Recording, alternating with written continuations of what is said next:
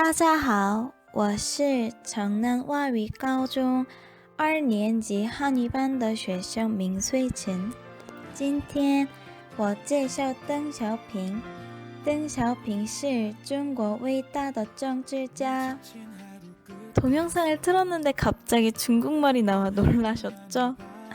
이제부터 한국말로 할 거니까 걱정 마세요. 저는 등소평에 대해 이야기할 2040 명수진입니다.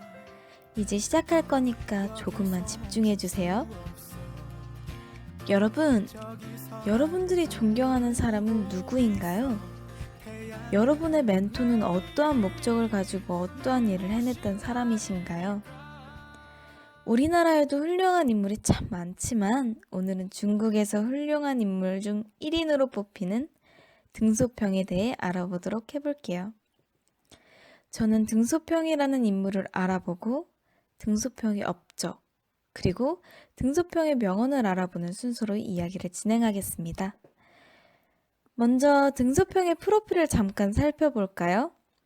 등소평은 중국 위대한 정치가로 1904년 8월 22일에 출생하여 1997년 2월 19일에 사망하셨습니다.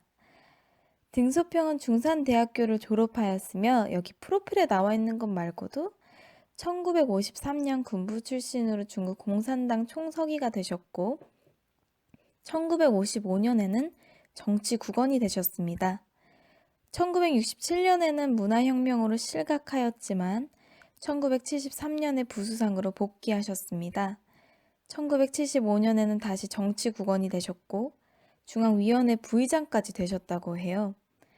4인방 때문에 다시 실각한 그는 1976년 마오쩌둥의 사망 후 다시 복귀하였으며 1978년에 실질적인 당의 지도자가 되셨다고 합니다. 그리고 1983년에는 중국 중앙군사위원회 주석까지. 정말 다양한 경력을 가지고 계신 것 같아요. 두 번째로 등소평의 업적을 살펴볼게요. 등소평의 가장 큰 업적은 근대화와 개방 정책이라고 말합니다. 이전에 중국은 폐쇄적인 정책으로 자급자족에만 관심을 가지고 있었다고 해요. 그런데 이때 등소평은 실용주의 노선을 강조하여 과감한 개혁 조치를 하였다고 합니다. 등소평은 4대 근대화를 추진하고 서방 여러 국가들과 교류하여 경제 특구를 개발하였습니다. 이러한 과정으로 인해 현재 미국에 이은 제2위의 경제대국이자 초강대국 후보인 중국이 만들어진 것 같아요. 아마 등소평이 아니었다면 절대 불가능했다고 말해도 손색 없을 것 같죠? 자, 이제 마지막으로 등소평의 명언에 대해서 말할 건데요. 가난은 사회주의가 아닙니다.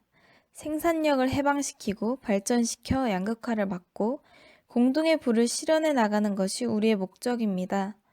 불필요한 논쟁을 하지 말고 좌경적 폐해를 경계하며 발전해 나가야 합니다. 마르크스주의의 보편적 진리를 우리나라의 실제 상황과 결합시켜 우리만의 길을 걸어가야 합니다. 중국식 사회주의를 건설해야 합니다.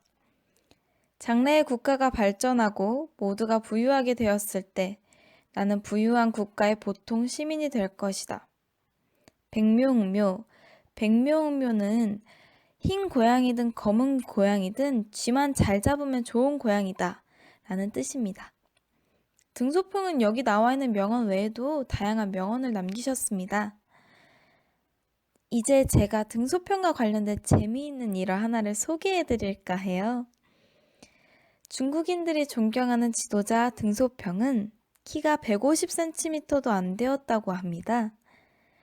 지도자로 있던 마오쩌둥이 어느 날 중국 공산당 정책위원회를 소집하여 아주 중요한 결의를 하게 될 때 만장일치로 결의하면서 우리 기립하여 찬성을 표합시다 라고 말하자 모두가 일어섰는데 한 사람이 일어서지 않은 거예요.